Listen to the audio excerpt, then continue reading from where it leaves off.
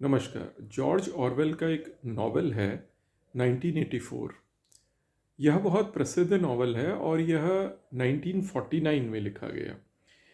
ये जो नॉवल है यह इंटरेस्टिंग इसलिए है क्योंकि इसने लोगों को एक सर्विलांस स्टेट, एक ऐसा राज्य जो कि अपने नागरिकों पर निगरानी करता है, उसके विषय में बताया। और क्योंकि ये एक तरीके से भविष्य की बात कर रहा था, इसलिए इसका नाम 1984 रखा गया। 1949 में लिखा गया, लेकिन इसका जो टाइटल था वह था 1984। इस नॉवल में क्या है, इसके अगर इसके कथा को, इसकी कहानी को अगर समराइज करें तो यह था, एक पार्टी थी जो डिसाइड करती है कि उसको अपने लोगों पर, अपने नागरिकों पर, या आप इसको राज्य कह सकते हैं, उसको अपने नागरिकों पर निगरानी रखनी है, उन पे सर्वेलेंस रखना है। तो नॉवल में ये बताया गया कि उसने सर्विलांस के जितने भी तरीके हो सकते थे, माइक्रोफोन, हिडन कैमरा, इनके थ्रू उसने लोगों पर निगरानी रखी।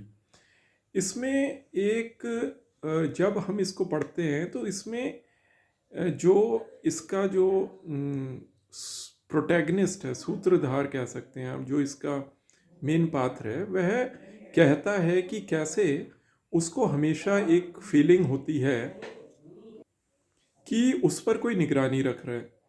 तो उस पर, उसमें बहुत ऐसा है कि जब वह कुछ काम भी कर रहा है तो उसे लग रहा है कि कोई उस पर निगरानी रख रहा है।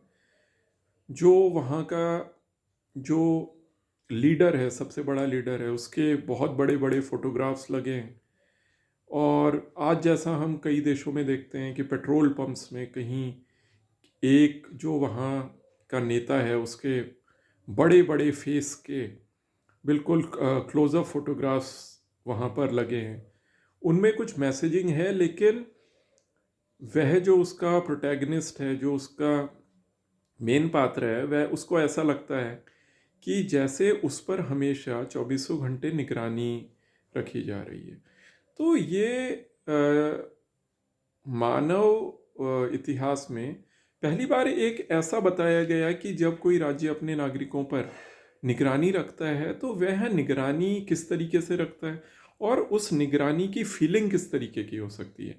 कि आप देखिए, आप ऐसा सोचिए कि आप अपने घर में बैठे हैं, लेकिन आपको कुछ आभास हो रहा है कि आपकी हर गतिविधि को कोई देख रहा है। कोई ऊपर से एक आपसे बड़ी पावर, आपसे ज़्यादा शक्तिशाली कोई कोई पावर है जो आपको देख रही है। तो उसमें ऐसा ही है। तो उसमें, जिसको हम आज के समय में बोलते हैं, जैसे एक फ्रेज बोलते हैं, बिग ब्रदर इज़ वॉचिंग, इस तरीके का एक सेंटिमेंट उसमें दिखता है। मैं आपसे ये जॉर्ज ऑरवेल की 1984 किताब को क्यों डिस्कस कर रहा हूँ, ये मैं आपके साथ इसलिए डिस्कस कर रहा हूँ क्योंकि हम ये सोचते हैं कि जो सर्विलांस है वह किसी नॉवल में होता है, और नॉवल की एक स्टोरी होती है, और इसका यथार्थ जीवन से कोई संबंध नहीं है। लेकिन ऐसा नहीं होता। जो राज्य होते हैं, जो देश होते हैं, वे अपने नागरिकों पर सर्विलांस करते हैं, उन पे वे निगरानी रखने की कोशिश करते हैं। और बिल्कुल रिसेंट टाइम्स में आपने कई बार पढ़ा होगा कि जैसे चीन है, रशिया है, और यहाँ तक कि इज़राइल भी है, ये सारे अपने नागरिकों पर बहुत निगरानी रखते हैं। अब आज के समय में जो पुराने तरीके थे सर्विलांस के, वो वाले तो यूज़ नहीं होंगे भाई। वो तो एक साधारण सी बात है कि जो आउटडेटेड टेक्नोलॉजी है वह तो नहीं होगा। अब आज के समय में जो सर्विलांस के तरीके हैं वह थोड़े सोफिस्टिकेटेड हो गए हैं। उनमें टेक्नोलॉजी का यूज़ हम होते देखेंगे। तो अब क्योंकि आज सबके हाथों में आप देखते हैं कि स्मार्टफोन है। स्मार्टफोन भी ऐसे हैं जिनके की कैमरे आज से 30 साल पहले के जो आपके जो फ़ोटो खींचने के लिए जो आप कैमरे रखते थे, जो स्टैंड अलोन कैमरे होते थे, उनसे ज़्यादा कैपेबल कैमरे आज के स्मार्टफोन्स में हैं, जो कि अधिकांश लोगों के हाथों में है। अगर आप स्मार्टफोन पेनिट्रेशन इंडिया में ही देखें तो काफ़ी हाई है। इंटरनेट की भी जो पेनिट्रेशन है वह भी काफ़ी ज़्यादा है। तो जब लोगों के हाथों में इतना कैपेबल डिवाइस कोई है जो कि लोगों को रिकॉर्ड भी कर सकता है, आप लोगों की आवाज़ रिकॉर्ड कर रहे हैं, मैं अभी जैसे आपके साथ बात कर रहा हूँ तो मैं यहाँ पर अपने फ़ोन में ही इस वीडियो को रिकॉर्ड कर रहा हूँ। तो देखिए इसका जो कैमरा है, इसका जो माइक है, ये बहुत सारी चीज़ें कर रहा है। ये मेरे मेरे को भी रिकॉर्ड कर रहा है, ये मेरी वॉइस को रिकॉर्ड कर रहा है। तो जब ऐसे डिवाइसेस हैं, तो जो आपने कभी किसी नॉवल में पढ़ा है कि भाई निगरानी करने के लिए उसने एक अलग से कैमरा लगाया, एक अलग से माइक लगाया, कहीं गुलदस्ते में छुपाया, तो इस तरीके का आजकल के समय में ज़रूरत नहीं है। आजकल ये जो आपका स्मार्टफ़ोन है, इसी से आप पे निगरानी रखी जा सकती है। और इसी के ही जो ये फीचर्स हैं, कैमरा है, माइक है, इन्हीं को ही यूज़ किया जा सकता है।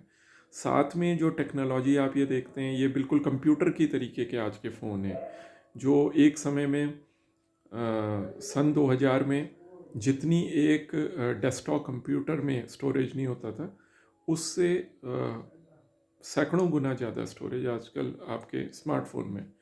तो ये सारी चीज़ें अगर देखें तो आज आज का जो सर्विलांस स्टेट होगा, अगर आज हम ये कल्पना करें कि कोई देश, कोई राज्य, कोई सरकार अगर अपने नागरिकों पर निगरानी रखना चाहे, तो वह किस तरीके से रखेगी? आपने बिल्कुल सही समझा, वह ऐसे ही समझेगी, ऐसे ही वह रखेगी कि वह नागरिकों के जो ये कैमरास हैं, इन्हीं को यूज़ कर लेगी, इसी का ही कैमरा यूज़ कर लेगी।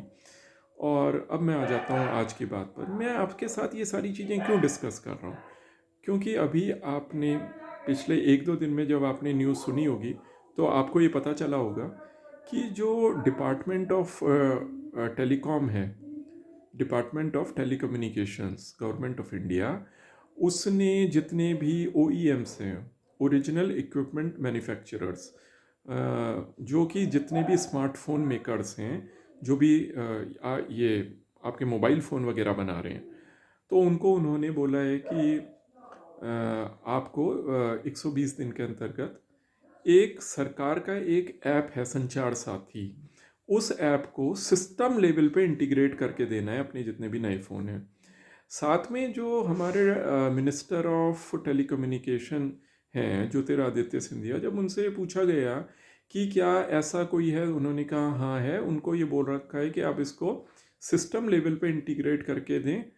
और जब उनसे पूछा गया कि क्या ये एक्टिवेट, तो उन्होंने कहा कि नहीं, ये इंस्टॉल रहेगा लेकिन लोगों को खुद डिसाइड करेंगे कि वो एक्टिवेट। उनसे फिर जब एक सवाल पूछा गया कि अगर कोई आदमी उसको अनइंस्टॉल करेगा, तो उन्होंने कहा नहीं, आप इसको अनइंस्टॉल नहीं कर पाएंगे।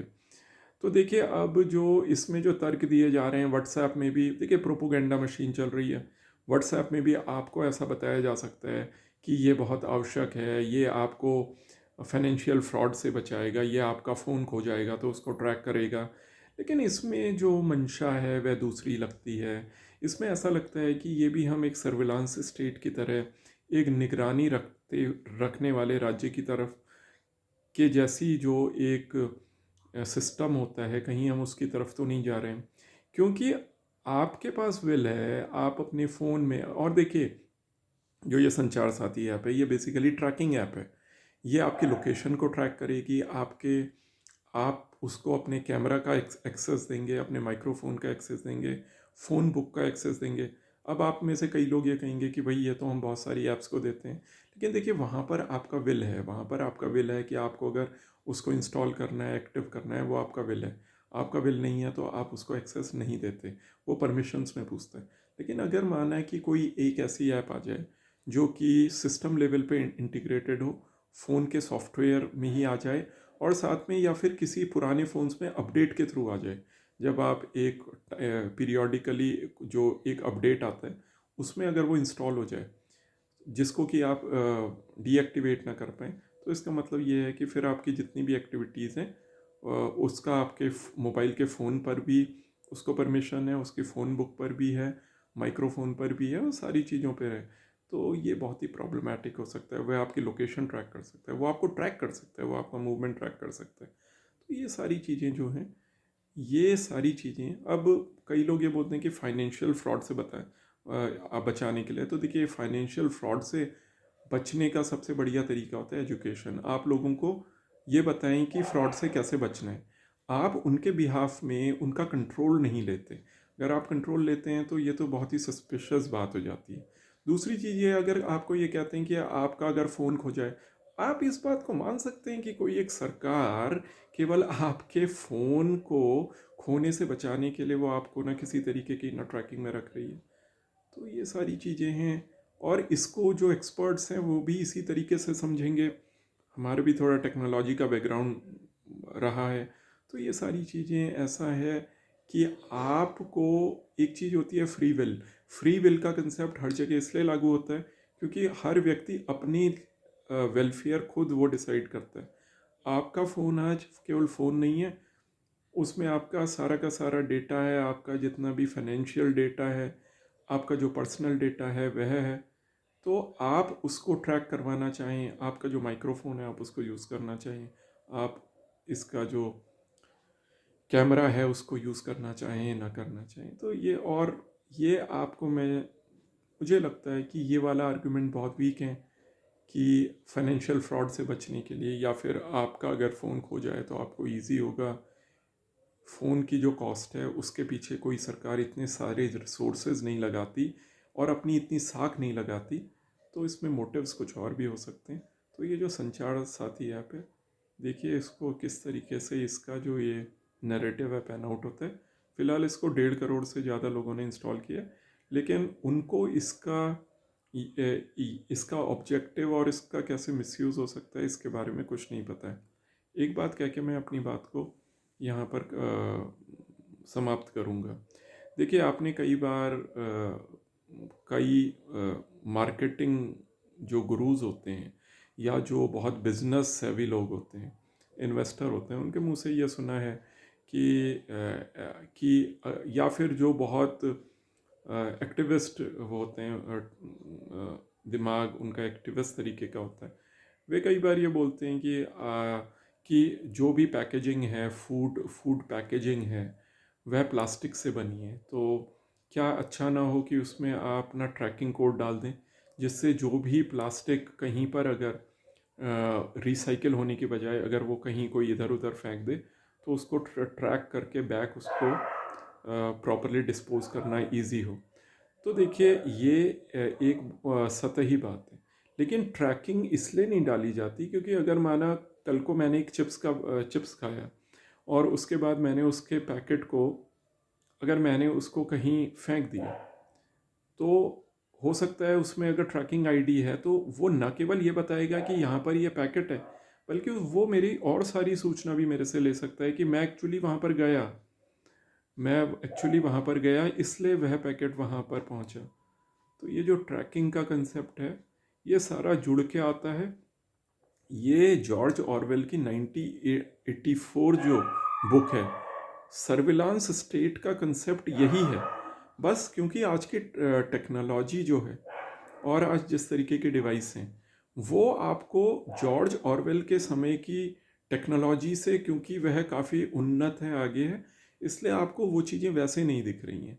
लेकिन हो किसी भी देश में, अगर कोई देश अपने नागरिकों में निगरानी रखता है तो बेसिकली वो अपने लोगों पर निगरानी ही रख रहा है।